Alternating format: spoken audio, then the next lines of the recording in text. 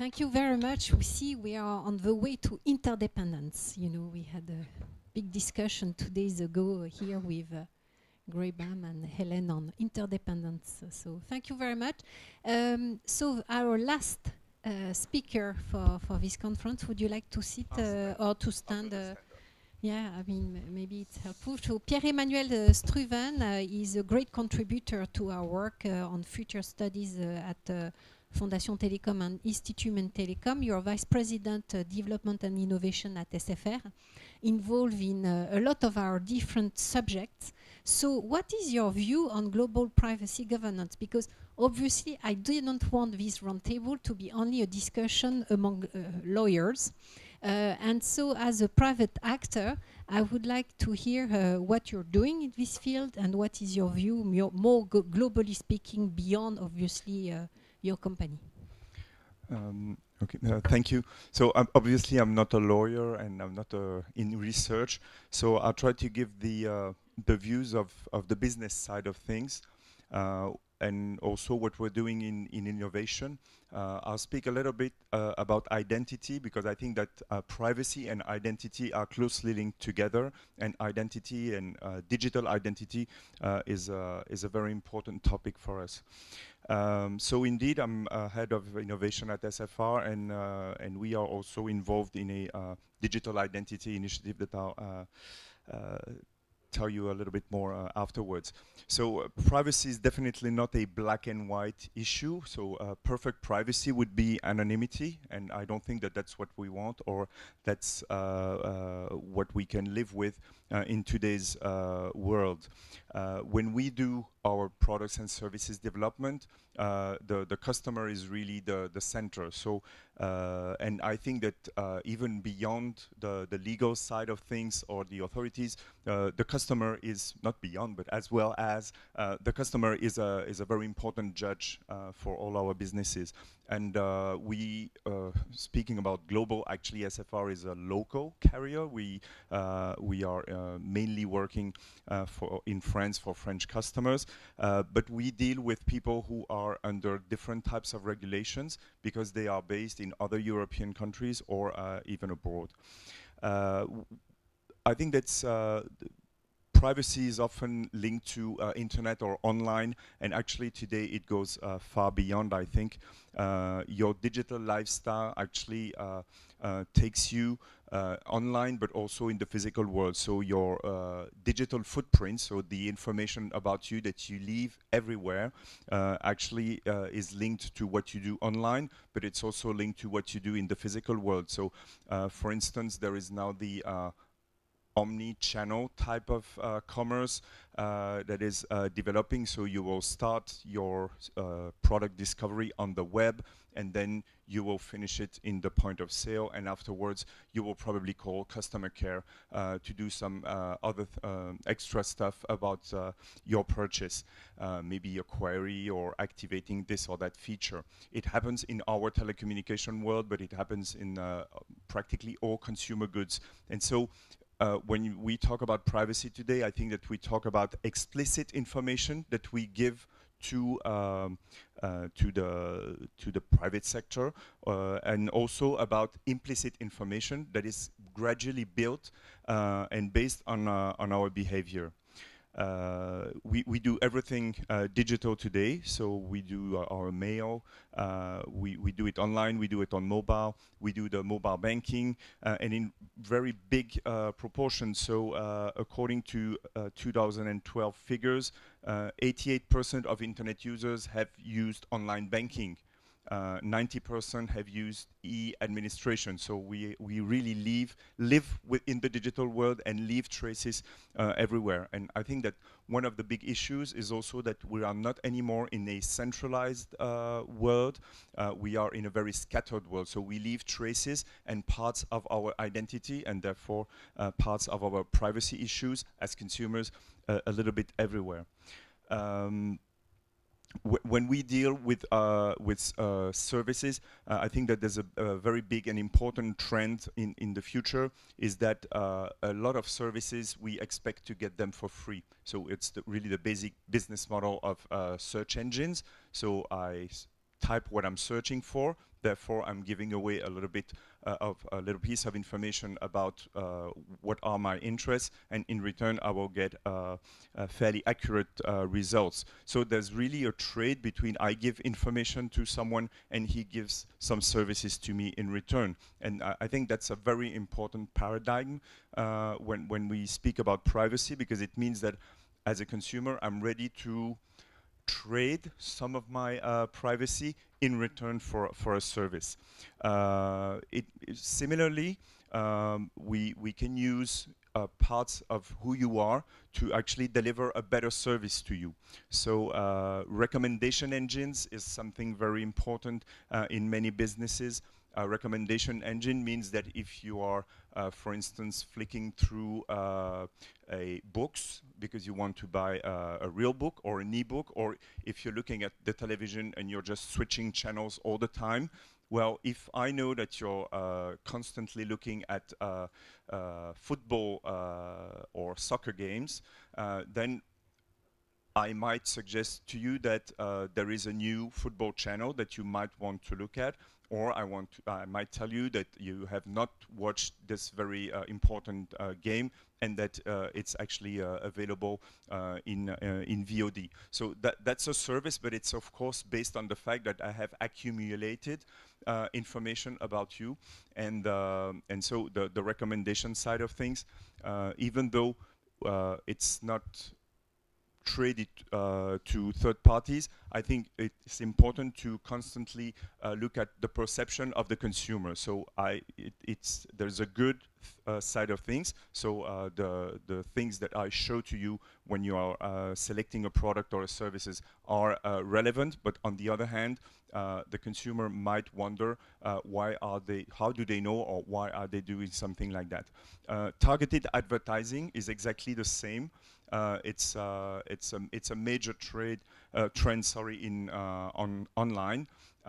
In the old times of advertising, for instance, on TV, so the very broad audiences were selected, and with online advertising, you can target your audience in a much finer and detailed way. So on one hand, again, as a consumer, I'm willing to if I'm on a service where there is advertisement, which online is a lot, TV is a lot too, maybe I'm okay to receive relevant ads rather than ads that are absolutely not for me.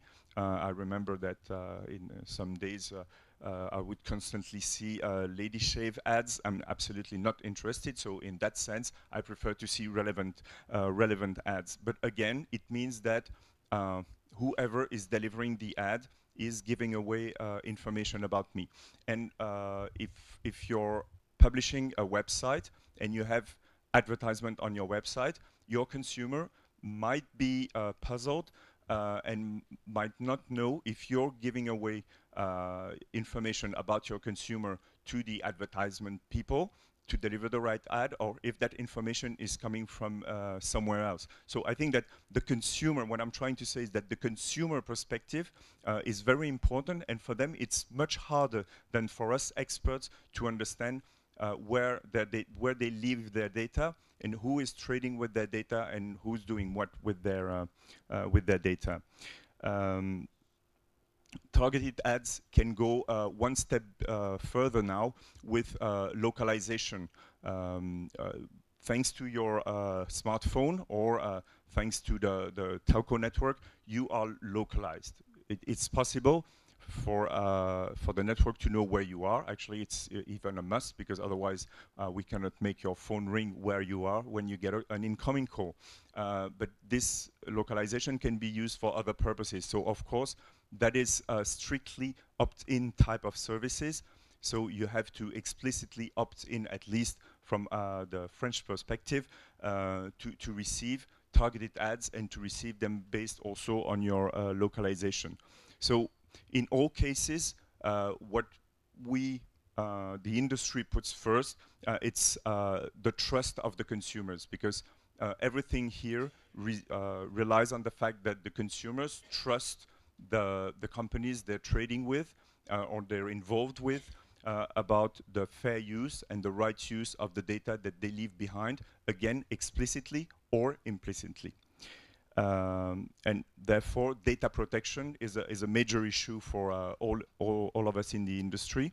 Consent of the user, and not only declaration, indeed, as you said, is the right thing to do. So leaving a bit of myself is good for me, but it requires high level of data protection to ensure that it does not fall also in the wrong hands. So that's for how I improve products and services by using the data and the knowledge I have about my customers. There's a big buzzword today that it's big data, and big data is another way of dealing with privacy. So what is big data? It's basically the fact that by accumulating huge amounts of data, and with the help of new tools, new types of databases, and search and query tools that are now available, you're able to do and to discover new stuff in those huge piles of data.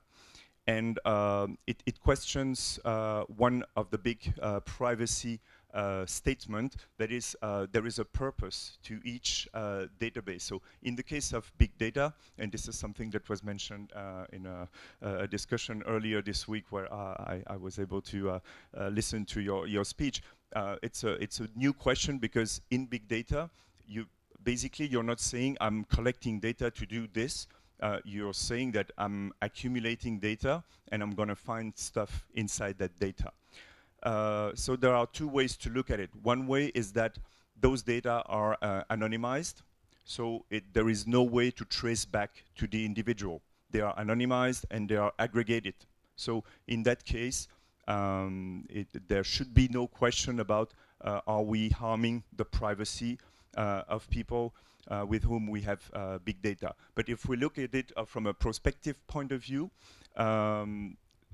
already today big data is used as far as mobility is concerned to find out where there are traffic jams. So if you have a traffic application, and if that traffic application is showing to you, here there is a traffic jam on this road, there's a fair chance that it's coming from a sort of big data type of processing that is looking at where people are based on GPS or other means, and that it's deducting that when many people are on a road and are not moving anymore, it means traffic jam.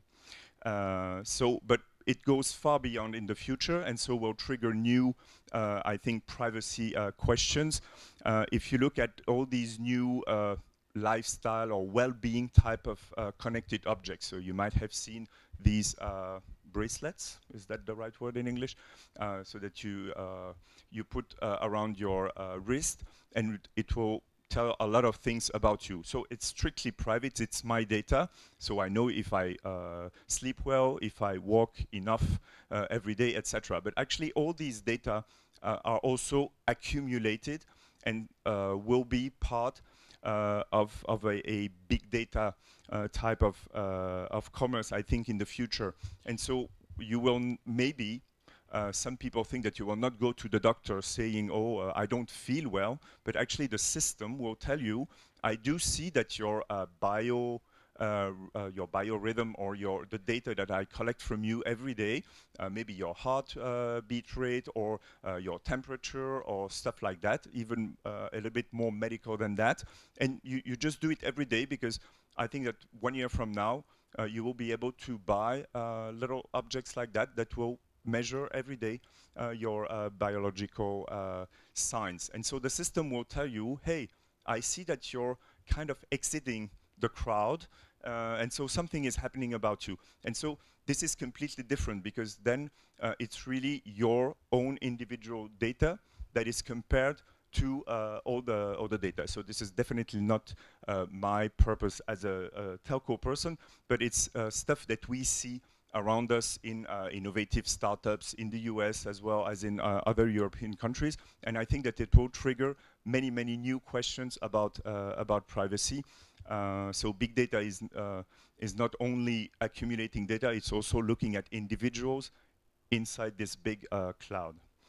The third point that I wanted to share with you is about identity. Identity might be the counterpart, I think, of privacy. And we see that there's a big need for a trusted and secure identity in the digital world. Um, Definitely anonymity is not going to be the solution. I need to identify myself to look at my bank account. I need to identify myself to purchase and pay for something. And if I'm able to say that I have that I am the person I pretend to be, it's a good thing for the shop that maybe the e-shop that I'm using, the online site. And if I'm able to say that I'm a well-known and trustable person, it's also a good thing in many consumer-to-consumer types of businesses. So if you think about billboards, you might say, well, billboard is maybe the last thing where I need to be identified. If someone is interested, I'll give away my email and we'll be in contact and we'll do our business. Well, try to sell a car online and see how many people are coming to you, probably not really to buy your car, but to get some sort of money or information from you. So in those consumer-to-consumer systems, it's the need for identity is not to reveal the identity of the seller to the buyer, for instance, or of the buyer to the seller, but just for the middleman, so the platform in between, to be able to tell you, well, I know these two guys, so you can go freely. And so identity in this case, and so freely giving away my identity to the C2C platform is really a way to build trust into the internet and into the online world. Based on the assumption that we have many identities today online, every time you go to a site and you try to be a member or a customer, you will create an identity in that system. So a handful of companies under also the cooperating with the French state, we have come together with the French Post Office, with a bank called Groupe CIC, with also the Solocal Group and SFR. We have come together and are trying to build such a trusted identity framework by putting together the knowledge that we have about our customers and creating an open identity that other companies will be able to use. So it's called ID-NUM, IDE-NUM, as numeric, so digital, obviously. So it's really an initiative. It's beginning to build a private sector issued identity for the mass market. Replacing the many weak identities that you currently have by one strong and trusted identity. Strong meaning that if you lose it, it cannot be used by someone else, it cannot be stolen from you. So basically, what I wanted to say is that our lifestyle is digital. We give away information about ourselves, but the digital world builds more knowledge about us more implicitly. There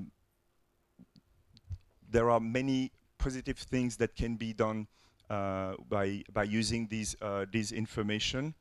The world changes very fast. We see that the evolution of all these businesses, all these business models, all these technologies and these technical enablers go very fast. So they obviously go faster than the pace of regulation. And so there is really a key point there on how we bridge together the need for data protection and the regulation and the pace of evolution of the business. Thank you.